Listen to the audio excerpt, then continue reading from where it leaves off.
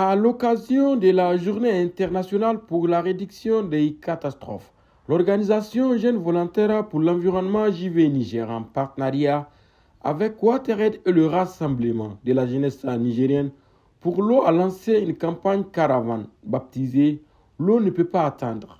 Cette initiative urbaine a démarré dans le quartier Kombo au bord du fleuve Niger, symbole fort de l'importance de la ressource en eau. Elle vise également à sensibiliser les populations, en particulier les jeunes, notamment sur l'urgence de financer la résilience plutôt que de subir les conséquences des catastrophes climatiques.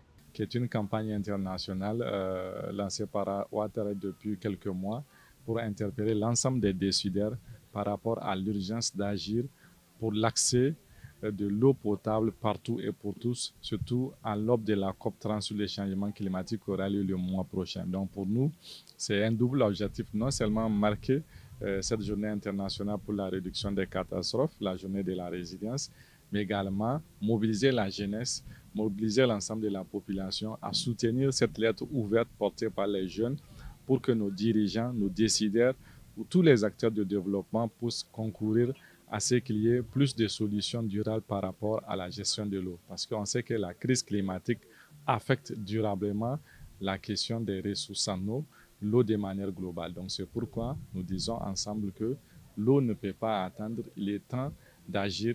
Il est important que chaque acteur, chacun par rapport à sa sphère de compétences, puisse apporter son plus pour que l'eau ne soit plus, en tout cas la question de l'eau, soit une question qui sera traitée partout avec l'urgence que cela nécessite pour que tous les citoyens puissent avoir un accès équitable à l'eau. Ici, nous sommes de manière symbolique au bord du fleuve Niger pour lancer la journée, pour lancer la campagne. Mais après, nous allons sillonner dans quelques artères de la ville de Niamey, notamment les écoles professionnelles et les universités, pour mobiliser davantage les étudiants. Donc, durant 48 heures, notre caravane urbaine, composée des jeunes activistes, des enfants ambassadeurs climat, des jeunes filles ambassadeurs sciences et climat, sillonnera quelques artères de la ville de Niamey pour contribuer à la mobilisation globale, parce que c'est une campagne internationale. Nous souhaiterons que la voix de la jeunesse nigérienne, la voix de la communauté ou bien du peuple nigérien soit aussi entendue dans le cadre de cette campagne pour qu'il y ait des décisions ou des actions urgentes par rapport à la crise de l'eau. La caravane parcourra plusieurs lieux stratégiques, notamment les universités, afin de toucher un large public jeune et engagé sous le thème « Financer la résilience par les catastrophes ». L'objectif est de faire entendre la voix des jeunes dans les débats nationaux et internationaux sur la gouvernance de l'eau. L'initiative s'inscrit également dans un contexte où les effets du changement climatique combinés à la mauvaise gestion des ressources aggravent les inégalités d'accès à l'eau potable. Dans le cadre de tout ce projet, ils sont alignés avec nos deux axes stratégiques pour la période 2023 à 2028. Comme je l'ai dit, on a un axe stratégique, un plan stratégique quinquennal de 5 ans. Le premier, c'est tout ce qui est en lien avec WASH et le changement climatique.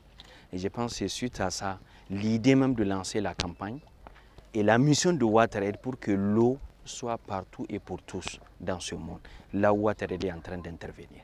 Et pour le faire, et aujourd'hui, déjà en termes d'accès à l'eau potable dans nos pays, on est une personne sur deux qui jusqu'à présent n'a pas accès à l'eau potable.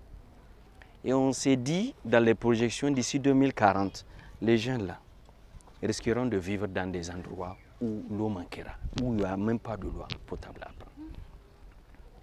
Et tout ça, c'est lié aux catastrophes. Tout ce qu'on est en train de faire, nos pratiques, parce que ce sont surtout nos pratiques qui poussent vraiment à contaminer, à rendre aussi vulnérable cette denrée rare qu'aujourd'hui on n'a pas. S'il y a des gens qui sont dans des quartiers vers Tchangere ou d'autres quartiers, quand vous vous rappelez dans les 5 années antérieures et aujourd'hui, la quantité d'eau qu'on arrive à avoir, c'est toujours pas la même chose. Pire aussi, dans les gens qui sont dans les quartiers, même qui sont à l'intérieur de Niamey, on a toujours ce souci pendant les périodes de pic. On n'arrive pas à avoir de l'eau. En parallèle, une campagne digitale dynamique est également lancée pour mobiliser les jeunes à travers les réseaux sociaux. Elle invite chacun à signer une lettre ouverte adressée aux dirigeants du monde entier, leur demandant d'agir de toute urgence pour garantir un accès équitable à l'eau pour tous. La lettre a mis en lumière l'importance d'investir dans les solutions durables et inclusives. Signer la lettre ouverte à des jeunes, c'est s'engager pour la résilience de l'eau face au changement climatique. Le changement commence par l'eau. Le changement commence par nous.